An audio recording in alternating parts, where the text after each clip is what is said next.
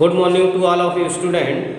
In last video we have discussed about the elevation in boiling point, and now today we will discuss about the depression in freezing point. देखो आपने सुना होगा कि जब temperature 4 degree centigrade से कम हो जाता है तब पाइप जो होते हैं वो जम जाते हैं। पानी जो होता है पाइपों के अंदर जम जाता है और पाइप फट जाता है। ये पहाड़ी एरिया पर ज़्यादातर होता है। इसी तरह से आपने देखा होगा जब पानी को आप फ्रीज में रख देते हैं तो इसका मतलब क्या, उसका जो फ्रीजिंग पॉइंट होता है वो कम होता है। फ्रीज क्या करता है, पानी का जो फ्रीजिंग पॉइंट होता है उसको कम कर देता है, जिसके कारण वो बर्फ़ में चेंज हो जाता है। किसमें हो जाता है? बर्फ़ में चेंज हो जाता है।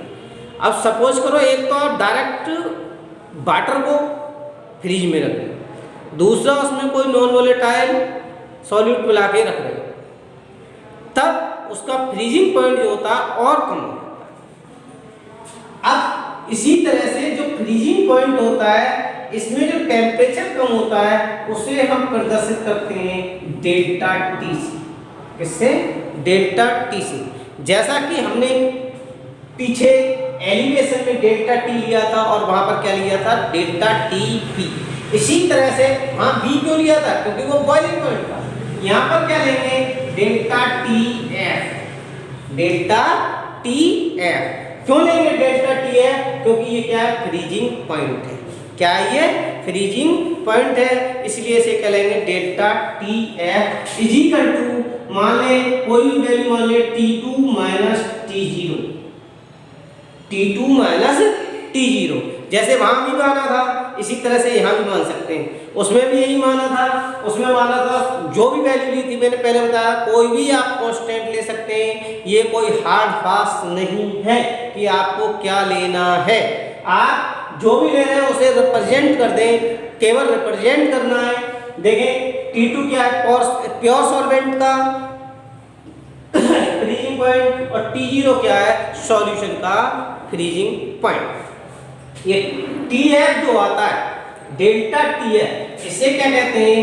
Depression in freezing point. क्या कहते हैं? Depression in freezing point. भाई डेल्टा TF ही तो निकालना है हमें। यह कैसे, क्या कहेंगे? Depression in freezing point. और ये जो है हमारा T2, यहां पर हम T2 को मान रहे हैं फ्रीजिंग पॉइंट, इसे मान रहे हैं फ्रीजिंग पॉइंट ऑफ सॉल्वेंट, और इसे मानते हैं हम फ्रीजिंग पॉइंट ऑफ सॉल्यूशन। हमने ये क्या निकाल लिया? डिफरेंस निकाल लिया, यानी depression in freezing point. Depression कब हुआ? जब प्योर सॉल्वेंट में हमने एक नॉन वोलेटाइल सॉल्यूट ऐड कर दिया। अब हम जानते हैं कि delta TF is directly proportional to होता है मोलैलिटी। किसके प्रोपोर्शनल होता है? मोलैलिटी।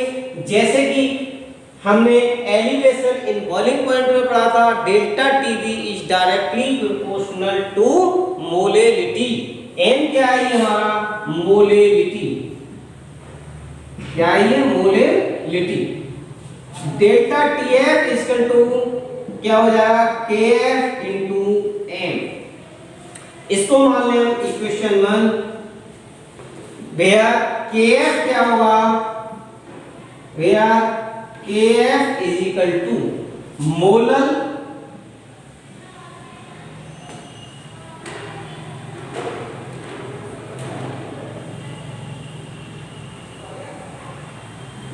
बताएं। देखें यहां पर delta TF is equal to KF into M। क्या आया? Delta TF is equal to आया आपका KF इंटू M। अब देखें KF क्या होगा? जैसे देखो आपने उसमें पढ़ा था KB। क्या पढ़ा था? KB पढ़ा था मोलर एलिवेशन कांस्टेंट। क्या पढ़ा था, मोलर एलिवेशन कांस्टेंट। इसी तरह से यहाँ पर Kf क्या हो जाएगा, molar depression constant.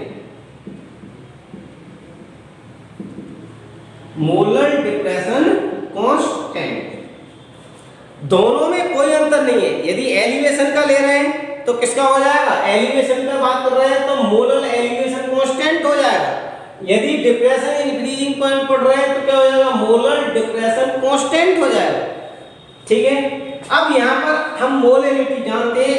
m is equal to क्या होता है हमारा, m इज इक्वल टू था small w upon capital M into capital W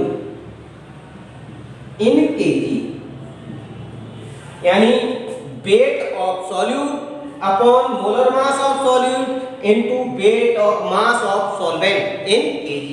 या ऐसे क्या लिख सकते थे हम, W into 1000 upon capital M into capital W इन ग्राम। ये वैल्यू कहाँ रख दें, इक्वेशन 1 में रख दें। तो यहाँ लिखिए पुटिंग द वैल्यू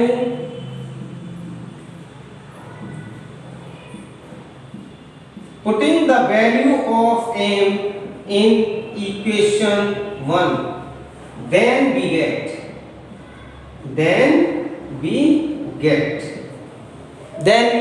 क्या हो जाएगा, delta TF is equal to KF into small w into 1000 upon capital M into capital W। ये हमारा फॉर्मूला आता है किसका, डिप्रेशन इंक्रीजिंग पॉइंट।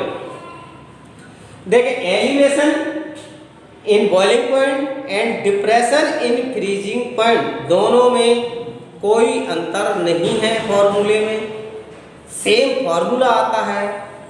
एलिवेशन में तो लेते हैं हम डेल्टा टीवी, डिप्रेशन में लेते हैं हम डेल्टा टीएफ। दोनों ही जो डिप्रेशन होता है टेम्परेचर में वो मोलैलिटी के डायरेक्टली प्रोपोर्शनल होता है, और इस डायरेक्टली प्रोपोर्शनल को हटाने के लिए एक कांस्टेंट लगाते हैं। यदि डिप्रेशन में लगा रहे हैं तो उसे मोलर डिप्रेशन कांस्टेंट कहेंगे, और यदि एलिवेशन में लगा रहे हैं तो उसे मोलर एलिवेशन कांस्टेंट कहेंगे।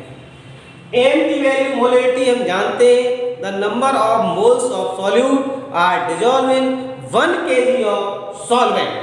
तो इस तरह से यहाँ पर मोलैलिटी m का फॉर्मूला आता है weight of solute upon molar mass of solute into mass of solvent in kg। इसकी वैल्यू इस इक्वेशन में रख देते हैं। हमारा फॉर्मूला आता है delta TF equal to KF into W into 1000 upon M into W। अब इस फॉर्मूले से यदि हमें सपोज करो कोई पूछ रहा है मोलर मास, क्वेश्चन में दे दिया कि मोलर मास निकालना, तो molar mass M equal to क्या हो जाएगा, फिर M इक्वल टू हो जाएगा, देखें जरा, M इज इक्वल टू हो जाएगा KF into W into 1000 upon delta TF into capital W। Clear है? तो ये फॉर्मूला ये याद रखना है, इससे जो भी वैल्यू पूछनी है उसी वही फॉर्मूला बन जाएगा। ठीक है, तो इस प्रकार ये डिप्रेशन इन फ्रीजिंग पॉइंट भी कंप्लीट होता है। सभी बच्चे नोटबुक में अपना काम कंप्लीट करते रहें, और कोई चीज़ समझ में ना आए तो पूछते भी रहें। Okay, thank you.